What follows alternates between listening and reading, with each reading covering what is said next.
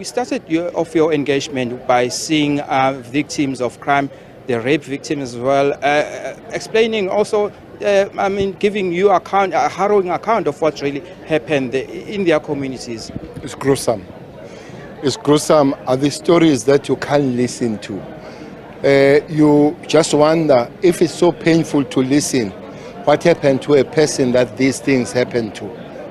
We were here a few days ago. I went to see the family of a young woman that was raped in front of the mother. But today we had to hear more stories. The story of Ukoko that they shot his grandson that has just finished the second degree. We saw the mother that they shot her, they abused her, but they stripped the house, they stripped everything. The situation you hear here, you just wonder if these people who are doing these things are really human beings or are dealing with animals. The young lady that was telling the story, we had to stop her because you can't take it, you can't listen to it. You can see that she's tortured as she repeats it. This is a life that the people live here. So we're here as a police and the premier of the province and the other government departments to say we're with you, to work with the people, but also to build on what has happened. It's so funny when you listen to experts and everybody talking from the cool rooms that are having aircons and all that. I just wish that those people call themselves experts and those analysts, they can come and sit down and listen to these harrowing, gruesome stories that we hear. And you begin to realize how people are suffering.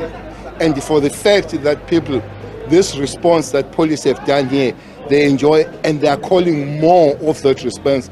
But you could think that people have lost the conscience. But when you listen to the story and things that are done to them, you realize when people are calling the harshest kind of response from the South African Police Service and the government.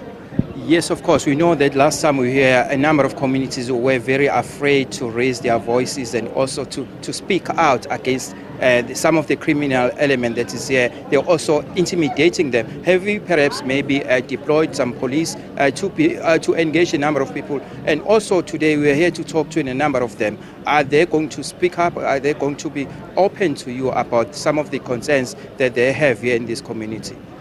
Well, at least today you did hear the victims. They spoke, and I don't think on that particular day, immediately after the shooting, they would have spoken.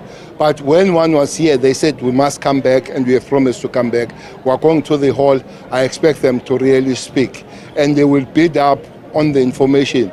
But they also build up on what has said. They have called the police to do more in terms of the secured area in the particular area. And indeed, after listening to them, the provincial commissioners here, the leadership of the police are here from national office and all that. And because there are cases that are outstanding, we have brought top investigators, both Mkopos, Nabotele, they are here.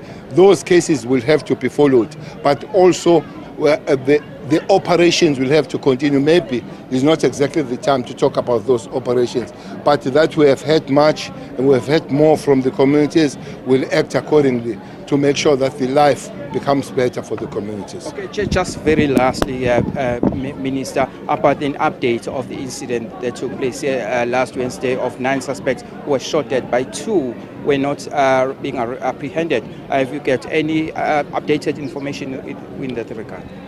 Well, up to this point, I don't think that those have been found, but I know that the police are still pursuing them. It will be good that they are found, and at least they must not be the part of the community. The community has raised the issue that the longer you keep them here, they must be used as a nucleus of revitalizing the criminalities here. One aunt in the hall did raise it, that these people, they come on waves. You think that they've moved out and then the new crop of them, they come. So the call has been that these 2 might be used as a nucleus. So police will have to hunt them, find them, and put them in prison or whatever happens, but they must be found by the South African Police Service.